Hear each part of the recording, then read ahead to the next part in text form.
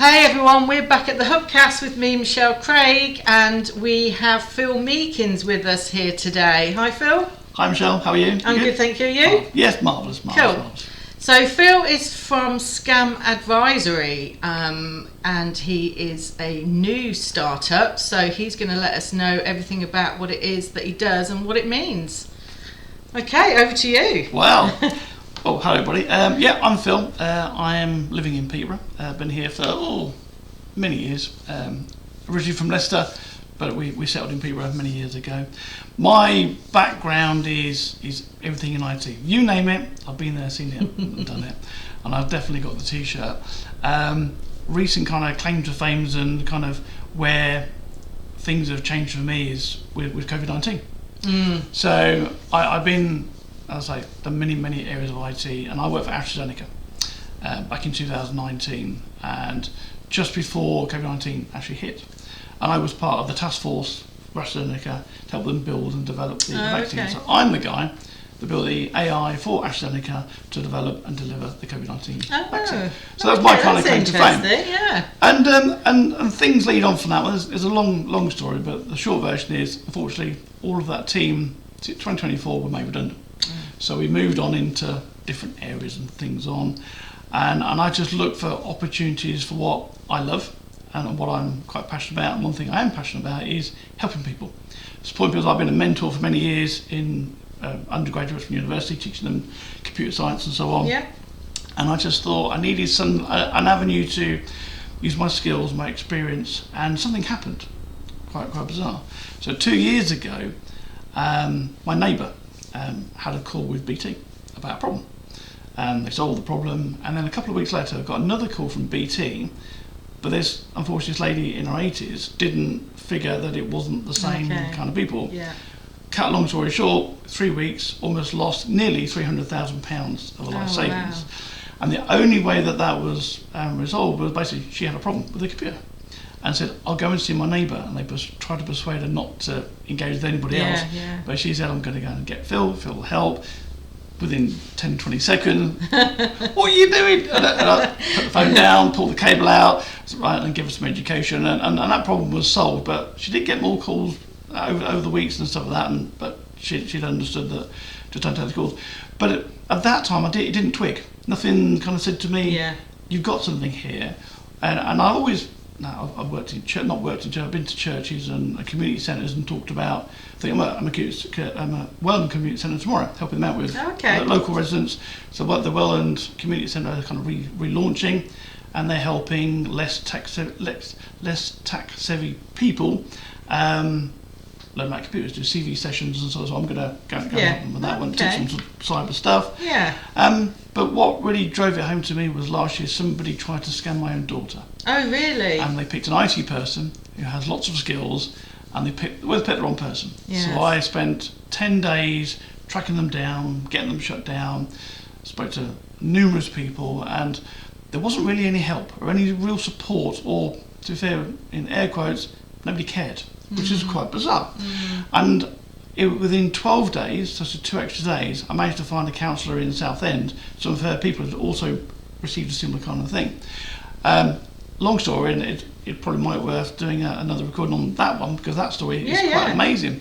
And what I found was, even with all my skills and experience, and same as lots of the cybersecurity experts across the country, have the same problem, where data and services already there, available to everybody. The problem is it's either very complex, very expensive, or it just takes a long time. Yes. And what scams and fraud, unfortunately, work on a timeline. So as a scam's progressing, a timeline is growing. And inside that gap, there's more and more potential victims being targeted and so on. And I just thought, this is crazy, something's going to change. And I looked, and when I looked really deep into it, there is almost no support for you and I, by the government, by authorities. And it's not because they're not interested, they are up against finances, resources and so on. They just can't help. And I thought, well, what can I do? And I looked, and I developed, and I came up with this new platform. And I developed the Scam Advisory, and I say it's a single source of truth for scam and fraud detection. And it's there to help individuals and businesses spot and avoid scams before they happen.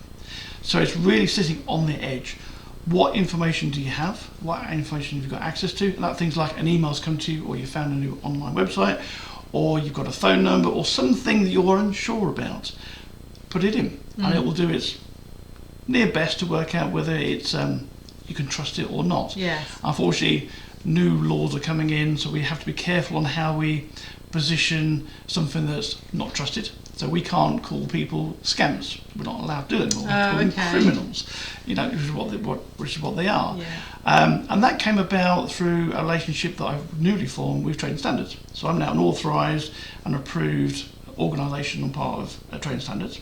That's also given me access to a national group, which is something that is useful for everybody in Peterborough and across the whole of the country. But specifically, I'm more passionate about the businesses in Peterborough. Cybersecurity, fraud and scams, the whole collective, everybody is a potential victim. Yes. As a target. And it's quite a sorry state of affairs, unfortunately. It is, yeah.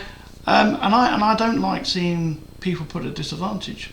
And a lot of the times it's just sometimes just the bare minimums, or not quite following best practice just leaves a small hole, and those holes are just entry points for the undesirables to abuse the system by sometimes the intent is to capture data, so it's harvesting data, trying to find your emails and phone numbers, because they lead on to further scams because of contacts and stuff. Yes. And then there's a malicious kind that are once they're in those systems, they're trying to get financial gain, or as we all see very often, where they'll do ransomware attacks. So Yes. they'll introduce something to and it's all about extortion of money, and it's a sorry state of affairs. And something as simple as a backup. You wouldn't believe the amount of organisations that I've come across. What's your backup strategy?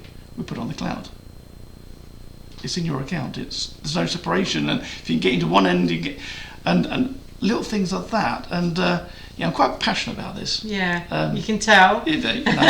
And when you target family members, you think, no, something's got to change. And I am literally on my own.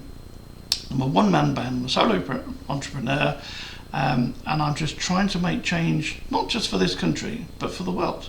Because one of the things that I'm trying to coin is, if you care, you share. And what that means is large organisations like the telcos, they all work independently. They all have access to phone numbers and data, all kinds of stuff. But if a scammer calls company A and it's a number they know about, great, brilliant. But they don't share it with the other ones. So if you get a call, you may not know it's something suspect, so you get fallen into that trap. But in insurance companies, they share data, and that's how they protect themselves with people doing fraudulent claims and so on. So why don't a lot of other industries do it? But they choose not to. For some, my guess is competition or data, which is obviously a thing that we've all got to protect. But, yes. Strange. Yeah, it sounds really interesting. Yeah. Yeah. So one of the things that I do have for your listeners is from a business point of view. So if you're a small to medium-sized enterprise, you have access for free, access to the Cyber Resilience Centre.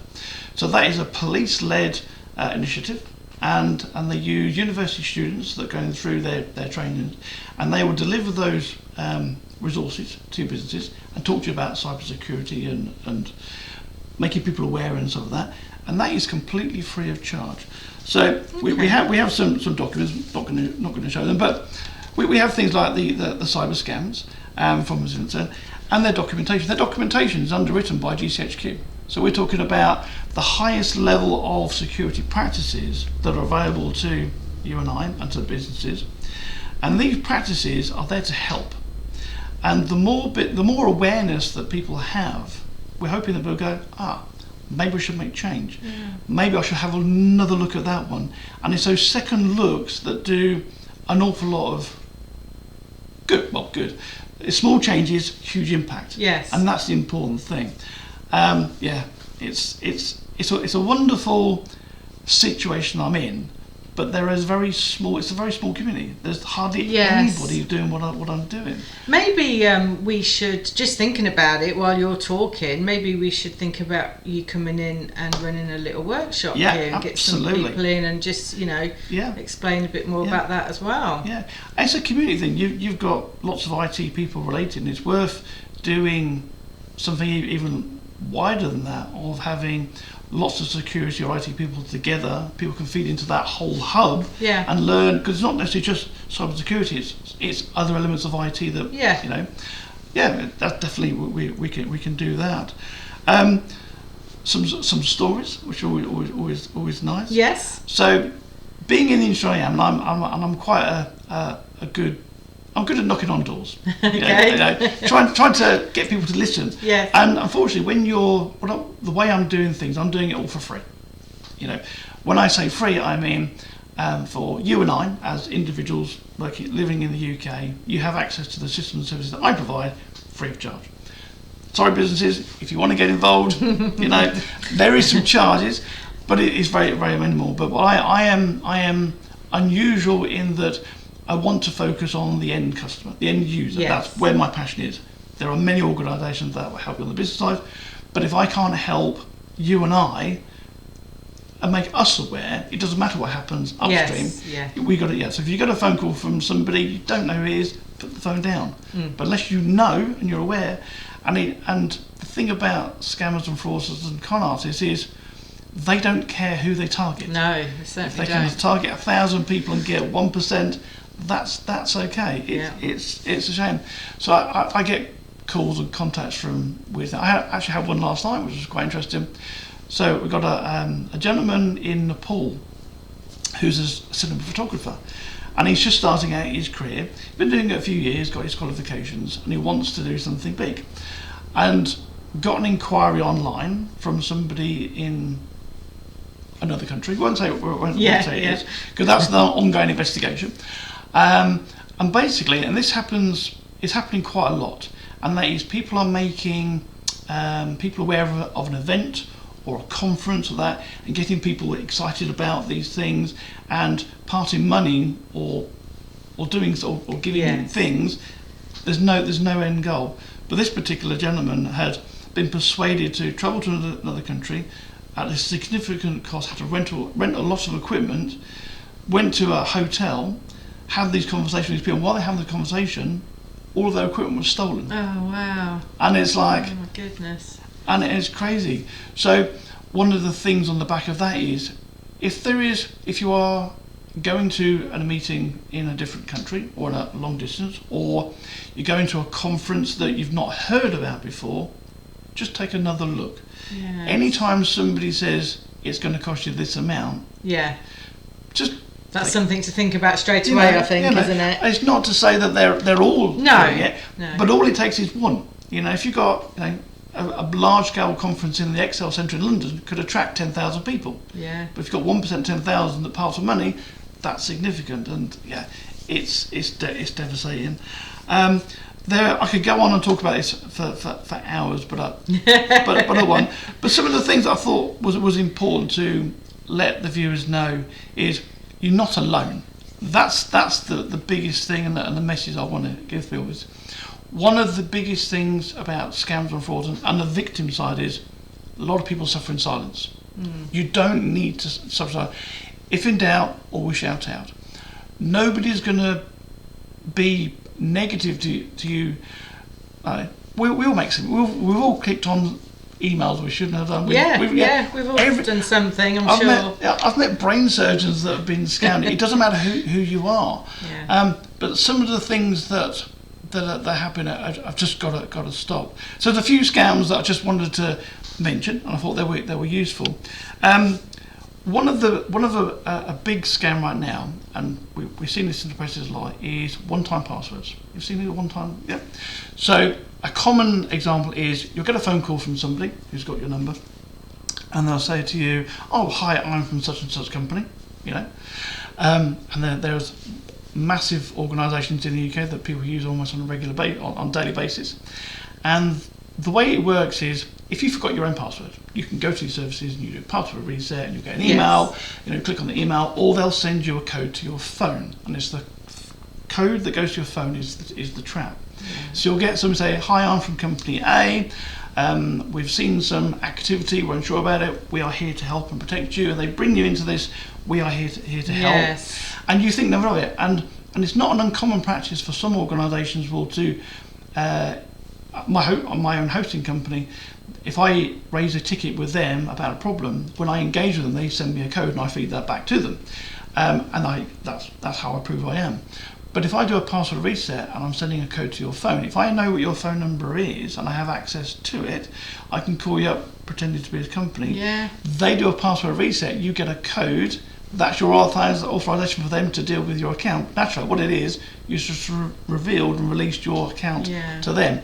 And in a very short period of time, they've ordered lots of products, and hopefully they're expecting some of those to be delivered, and it is terrible. It is. It's just not in a good way, but really clever how they do these things. Quite worrying, really. And there's two other ones that are really common, and one is, have you ever heard of brushing? Have you heard of that at all? No. Brushing, okay. So brushing is you receive a parcel through the post, or it drops off your door. There you go. And you didn't expect it. What wasn't for you, and you open it up and you go, it's a left-handed screwdriver. Completely irrelevant. And he goes, it's not for mine. And you go, I need to return it. They work on the basis they fire and forget, they just send it, and if they get no response, they get no response, they don't care. But what the response is, there'll be a form in there about how to do a return kind of thing. And there may be a financial implication, £10 for a thing.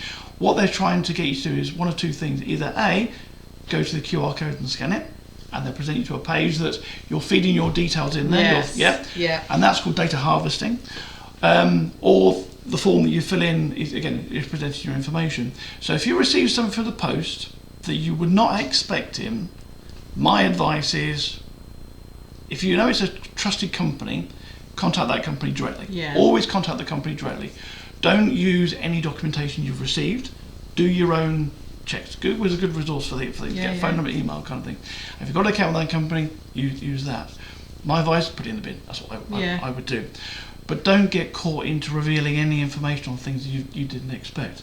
And I like that if you didn't expect it, if you didn't request it, don't expect it. I've not had that done, but I've had it done where I've been sent a message saying your parcel is going to be a bit late, or it's this or whatever, and then I'm like, but I've not ordered something, so there I'm like, hang on a minute, I've had a few of those. That's a common one, and again, those ones is sometimes you need to pay money.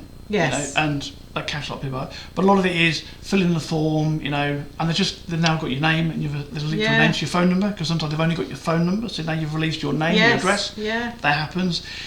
If you didn't expect it, if you didn't request it, just don't expect it. And a common one as well is hello mum, this is my new phone number. Yes, I've had those from my son, apparently. And the message there is, if your loved ones or somebody you know really well has made that kind of contact with you, and they say, you can't ring me, if they're your loved ones, they're not going to mind you. Dad, I told you, don't ring me. But in my mind, I know it's you on the end of the phone. Don't get caught into it. And the one of the whole ones now is a thing called pig butchering. Heard of this? I've not heard of that either. It sounds so bizarre. It's horrible. This is becoming very commonplace. Seeing an advert on Facebook or something like that, do some reviews and get paid, or come into trade in and we'll help you this and you that. And what they do is they build a level of confidence with you, and it could take days, weeks, and months. And you might do some reviews, and every time you're doing these things, you're getting compensated for it, and you're getting money, real money. So you could do, say for instance, they say, we want you to do 10 reviews in 3 days and we'll pay you £5, and you'll get the £5. You're pretty cool. They say, we can do more, and people think that's a great little sign off for that. What happens is you build up a large amount of money. Then when you want to access it, you need to pay these fees. You need to pay these fees. There was a story only last week, it was on the TV. Somebody, around about $80,000 in the US, $80,000 that she paid in fees Oh, to get wow. the money back that she made through trading, because the way that pig butchering works is like the term, you fatten the pig and then you Oh my goodness, these. you consume it, but if you can keep feeding a positive action for you, you think, oh brilliant, I've got this, I've got £100,000 in the account, Yeah. and then when you try and access it, it's going to cost this amount. Oh yeah, no, yeah, it's going to cost this amount, and it's tens of thousands of dollars, because you think, well, I can get this. It's horrible. It is. God, Yeah. it is. It's a bit of a nightmare, really, isn't Yeah. it? So, some really interesting stories there, Phil. Very interesting. So, I think what we should do is organise this workshop or something, Yep. here, so people can come. Yep. But also maybe get you back on again, Yep. and get some more of these stories out there. To make people aware there might be some things people haven't heard of Yep. before, and you're falling for it, or not sure about it. So yeah, that would Yeah. be a good idea as well. Yeah, I say the site is called theScamAdvisory.net. You are more than welcome to email me and ask any questions you wish. You can find me on LinkedIn. Again, it's Scam Advisory. I'm not using Facebook or Instagram yet. That's coming. And just as a final message, if you don't mind, if you are really, really unsure about something, just stop. Take a deep breath. The person on the phone won't mind you taking a deep breath, and just take that moment, question what's going on, and if you're really unsure, ask them, call me back in 10 minutes time, call me back tomorrow, ask somebody, a family member. And if you're on your own, you're not on your own. There are people that can help. I can help, and I'm here to support you. But also there are some authorities that can help you. So there is report fraud. If you are a victim of a scam or fraud, you can contact the police on reportfraud.police.uk. You are also able to text or call 159. That'll take you through to the police, and they can record what's happening, and you may be able to get some help and support from the authorities. But please, don't suffer in silence. We're here to help. Okay, that's great. Thanks for that, Phil. Some great advice for people out there. What I'll do is as well, I'll put some of this information in the description, so when this goes out, people will have that as well. Brilliant. So thanks for that, No Phil, problem. Thank you. and we'll see you again soon. Brilliant. Thank you. Thank you. Bye.